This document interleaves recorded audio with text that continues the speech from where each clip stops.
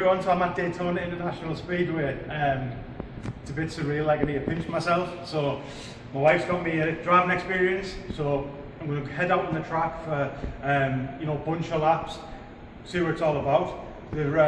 Basically what happens is you're driving through the infield and then park up in the infield, and then it's just this huge facility around you, which is just mind-blowing.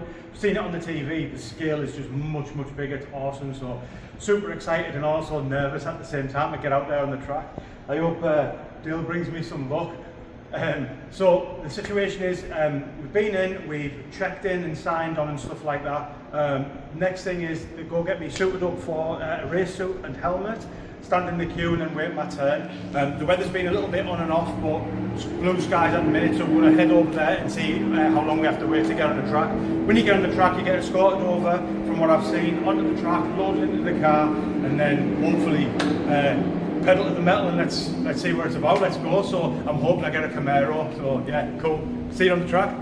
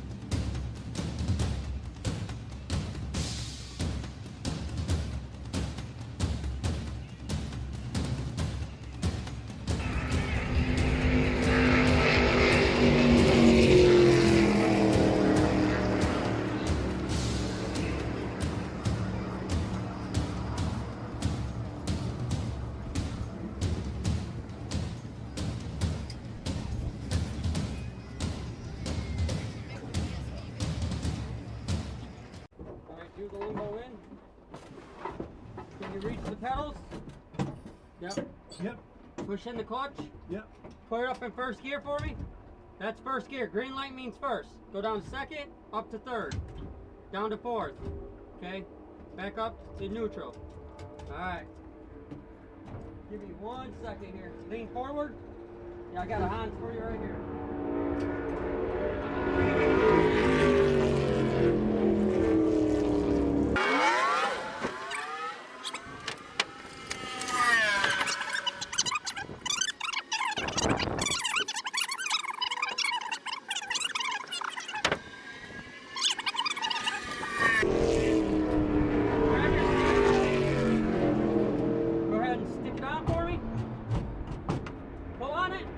Good? You feel good? Yep. Alright. So radio check. Push your button, say radio check. Radio check. Yep. Scott, right? Yes. You're ready. I'll let you know when to push in the clutch. Okay, appreciate it.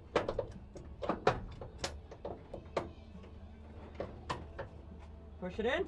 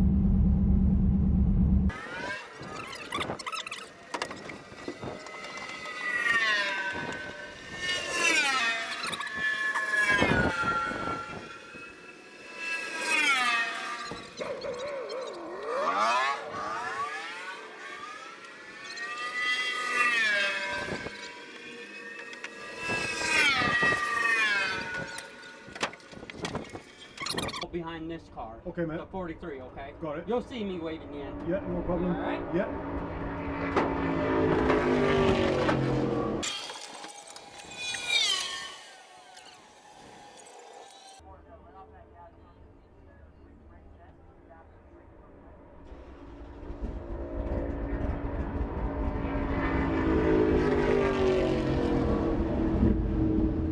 Alright, you're gonna hear them talk a little bit. Wait until he calls you, Scott, alright? Okay, man. Alright, in the one car, okay? Yeah, no problem.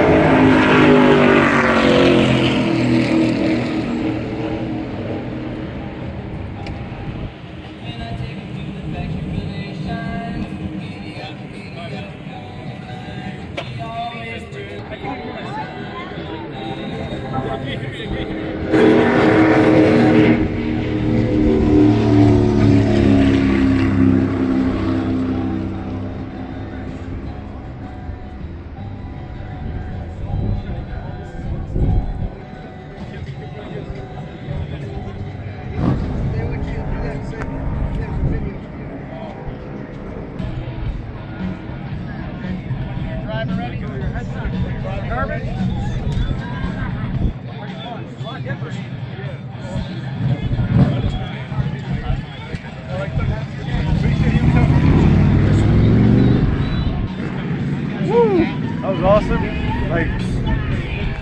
You're not supposed to let up, so you don't. And the more you go, the faster you go, the more it sucks you into the corner. Yeah, it's just awesome. That I want to do it again.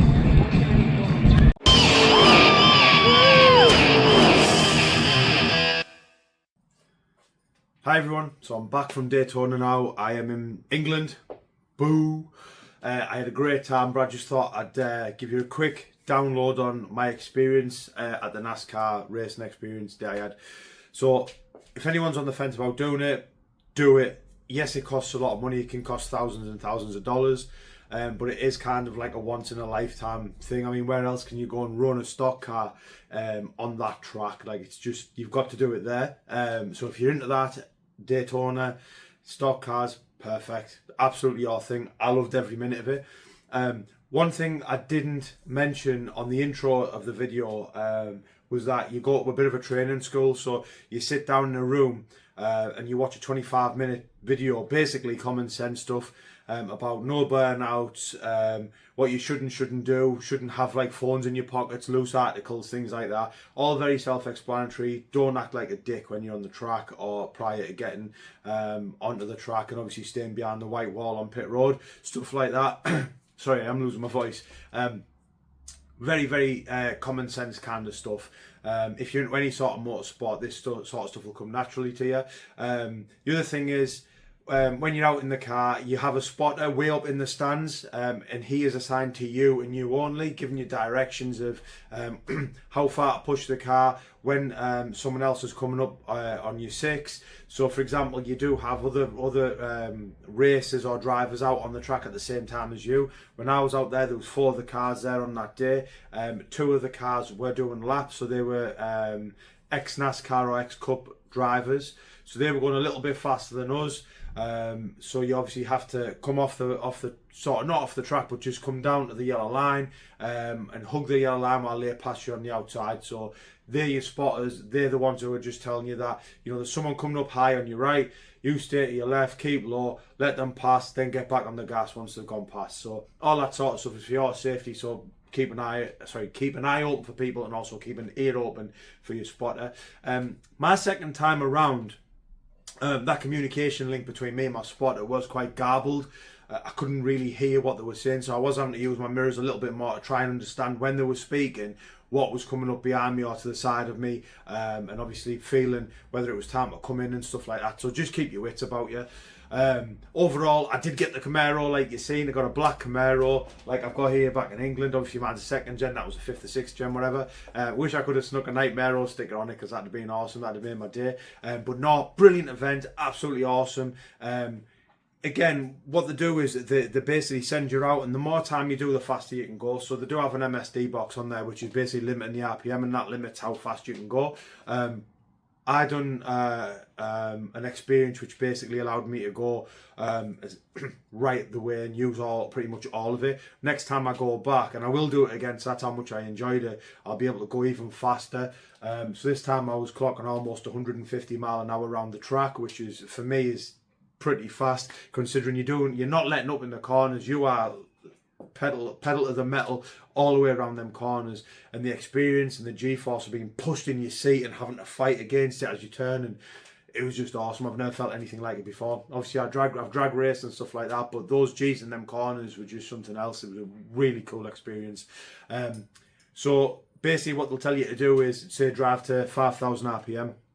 If you start hitting 5,000 RPM, the limiter will kick in and you'll start obviously hitting that fuel cut or spark arrest or whatever you want to call it, and the car will start popping and bucking. So what you got to do is just take your foot off a little bit and just cruise at like 4.950 and just not hit that limiter. If you can demonstrate you can do that smoothly around the track, they'll then increase it an extra 400-500 RPM. Pretty quickly into my laps, the guys were like, Scott, just take it up to 5,000. You start at 4.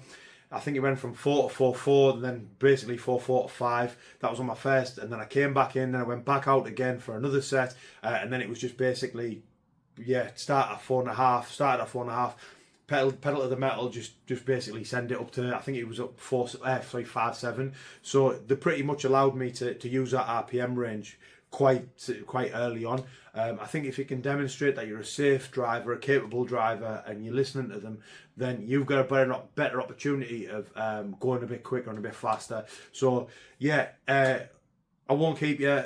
I think it was an amazing experience. Massive thank you to my wife who got us that for our 20th anniversary being together. Can't thank her enough.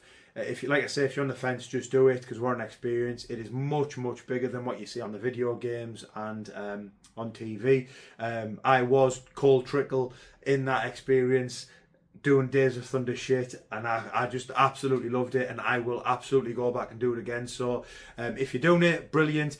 Have a great time. Stay safe. Thanks for watching, and I'll catch you on the next one.